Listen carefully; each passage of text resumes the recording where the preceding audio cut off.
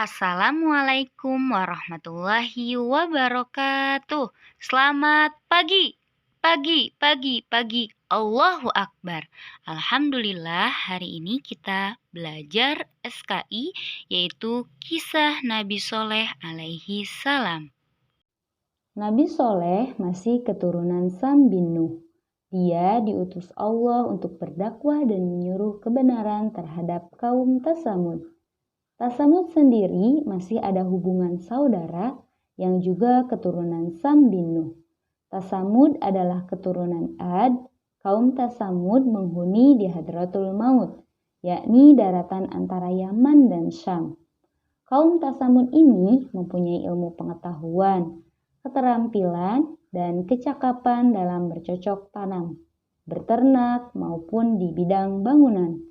Karena keahliannya itulah, di Hadratul Maut mereka hidup makmur. Mereka membangun gedung-gedung tinggi dan rumah bagus. Sesungguhnya semua itu adalah karunia Allah yang diberikan kepada mereka. Bahkan mereka pun diberi kekuatan dalam bentuk fisik yang tangguh. Mereka sanggup mengukir gunung-gunung dijadikan pemandangan indah. Mereka lebih suka berdiam atau membuat rumah-rumah di tebing-tebing gunung yang dilubangi dan dipahat. Beberapa ribu tahun yang lalu, suku Ad yang beriman menurunkan anak cucunya. Kemudian anak cucunya ini berkembang. Lama-kelamaan jadilah kaum Tsamud yang mencari Tuhan. Lalu mereka keliru menemukan Tuhan. Berhala yang dibuatnya sendiri dijadikan Tuhan. Hukum yang berlaku pun bertentangan dengan kemanusiaan. Hukum rimba menjadi hukumnya yang lemah dan merarat tertindas diperlakukan seperti binatang. Gaya hidup mereka sudah menyimpang jauh dari kebenaran dan kemanusiaan. Kemudian Allah mengutus Nabi Soleh kepada kaum Tsamud itu. Nabi Soleh berkata, "Wahai saudaraku, kaum Tsamud, sesungguhnya kebiasaanmu menyembah berhala itu tidak benar. Sesungguhnya Tuhan yang wajib kalian sembah adalah Allah." "Hai Soleh, siapa Tuhan Allah?" tanya salah seorang dari mereka. "Dia adalah Tuhan kalian semua, sekalian makhluk. Dia yang berkuasa atas segalanya. Dialah tempat meminta ampun, memohon pertolongan dan kesulitan," kata Soleh menjelaskan. "Cobalah tunjukkan di mana Tuhanmu itu. Bagaimana wujudnya? Apakah sama dengan Tuhan-Tuhan kami?" kata kaum Tsamud. "Masya Allah, sungguh kalian keterlaluan. Sebenarnya engkau tidak akan mampu melihat wujud Tuhan Allah," jawab Soleh. "Pembuat omong kosong kau, hai Soleh. Aku tidak percaya sedikit pun terhadap omonganmu sebelum kamu menunjukkan bukti mukjizat kepada kami. Tunjukkanlah bukti-bukti kehebatanmu sebagai nabi utusan Tuhanmu. Baru kami akan percaya mengikutimu," kata kaum Tsamud. Kaum Tsamud tidak menghiraukan perkataan Nabi Soleh, bahkan menganggap ia gila dan terkena sihir atau kerasukan setan. Mereka akan percaya setelah Nabi Soleh menunjukkan tanda-tanda kenabiannya. Maka Nabi Soleh pun memohon kepada Allah untuk memberikan mukjizat. Pada saat itu pula Allah memerintahkan Soleh untuk memukul tangannya ke atas permukaan batu yang ada di depannya. Setelah tangannya Nabi Soleh dipukulkan ke atas batu, muncullah unta yang gemuk, besar, dan bagus. Tentu saja kandungan susunya banyak. Orang-orang Tsamud itu semuanya terpenjara. Karena herannya mereka bergumam bagaikan suara lebah. Nabi Soleh berkata kepada kaumnya, "Hai kaumku, inilah tanda-tanda bahwa aku adalah nabi pesuruh Allah.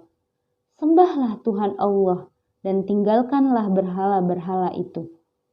Jangankan kalian mengganggu unta ajaib ini. Binatang ini perlu minum sebagaimana kalian minum. Jika kalian menginginkan susunya, silahkan memerasnya. Nabi Soleh telah memerintahkan kepada kaum Tsamud agar jangan mengganggu unta itu, apalagi membunuhnya. Sebab unta itu bukan sembarang unta, melainkan mukjizat dari Allah Subhanahu wa Ta'ala.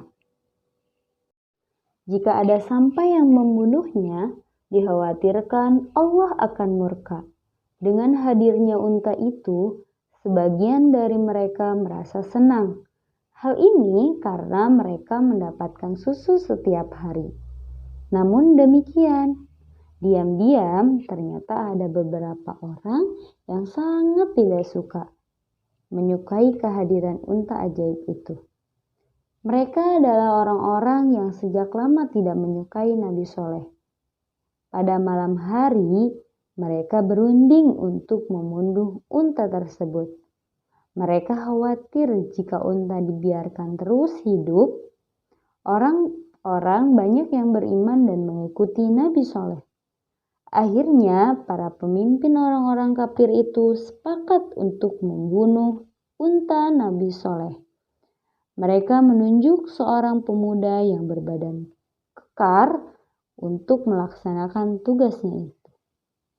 Keesokan harinya, tatkala matahari muncul di ufuk timur, sebagaimana biasa orang-orang berbondong-bondong mengambil air di telaga, setelah itu para penduduk menyambut kedatangan unta secara bergilir, memeras susunya. Orang-orang kafir yang fanatik kepada berhalanya semakin panas. Diam-diam, seorang pemuda kafir menanti-nanti saat yang tepat untuk membunuh unta tersebut. Ketika waktu telah tiba, saat orang-orang sudah meninggalkan unta itu, maka dengan segera pemuda itu membunuh sang unta. Setelah tahu untanya disembelih, Nabi Soleh marah bukan main. Ia pun segera menuju ke telaga. Kemudian Nabi Soleh berkata, "Wahai kaumku, siapakah yang berani-beraninya membunuh unta ajaib itu?" Pemuda yang membunuh unta itu berkata, "Akibat untamu itu, telaga menjadi kotor. Orang-orang tergila-gila dengan susunya. Sesungguhnya kamilah yang membinasakannya." Nabi Soleh berkata, "Apakah engkau tidak ingat? Aku telah memperingatkan kalian. Janganlah sekali-kali mengganggu unta itu, apalagi sampai membunuhnya. Berarti kalian siap menerima ajab dari Allah." Mereka menjawab, "Mana mungkin Tuhanmu bisa mengirimkan ajab? Buktikan, kami ingin tahu dan merasakan." Setelah tantangan kaum Tsamud itu, Nabi Soleh memberitahu bahwa ajab akan datang 3 hari lagi. Pada hari pertama setelah pembunuhan, masih terasa biasa-biasa saja. Pada hari keduanya pun masih sama saja. Pada hari ketiga, janji Allah datang. Langit menjadi gelap, orang-orang mulai panik, sementara Nabi Soleh dan pengikutnya, orang-orang yang beriman, sudah pergi menghindari tempat ini. Petir pun menyambar orang-orang kafir. Kemudian mereka diguncang oleh gempa yang dahsyat, sehingga mati di dalam rumah mereka. Allah berfirman, maka tiba-tiba mereka merasakan goncangan yang hebat, hingga matilah mereka di dalam rumah mereka. Setelah tahu untanya disembelih, Nabi Soleh marah bukan main. Ia pun segera menuju ke telaga. Kemudian Nabi Soleh berkata, "Wahai kaumku, siapakah yang berani-beraninya membunuh unta ajaib itu?" Pemuda yang membunuh unta itu berkata, "Akibat untamu itu, telaga menjadi kotor. Orang-orang tergila-gila dengan susunya. Sesungguhnya kamilah yang membinasakannya." Nabi Soleh berkata, "Apakah engkau tidak ingat? Aku telah memperingatkan kalian. Janganlah sekali-kali mengganggu unta itu, apalagi sampai membunuhnya. Berarti kalian siap menerima ajab dari Allah." Mereka menjawab, "Mana mungkin Tuhanmu bisa mengirimkan ajab? Buktikan, kami ingin tahu dan merasakan." Setelah tantangan kaum Tsamud itu, Nabi Soleh memberitahu bahwa ajab akan datang 3 hari lagi. Pada hari pertama setelah pembunuhan, masih terasa biasa-biasa saja. Pada hari keduanya pun masih sama saja. Pada hari ketiga, janji Allah datang. Langit menjadi gelap, orang-orang mulai panik, sementara Nabi Soleh dan pengikutnya, orang-orang yang beriman, sudah pergi menghindari tempat ini. Petir pun menyambar orang-orang kafir.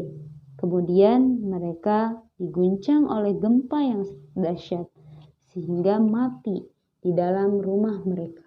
Allah berfirman, maka tiba-tiba mereka merasakan goncangan yang hebat hingga matilah mereka di dalam rumah mereka. Tugas kalian adalah mengerjakan pertanyaan-pertanyaan berikut ini di buku tulis SKI. Alhamdulillahirrabbilalamin, pembelajaran hari ini sudah selesai. Mudah-mudahan Allah selalu memberikan kemudahan kepada kita dan apa yang kita pelajari dapat dipahami. Wassalamualaikum warahmatullahi wabarakatuh.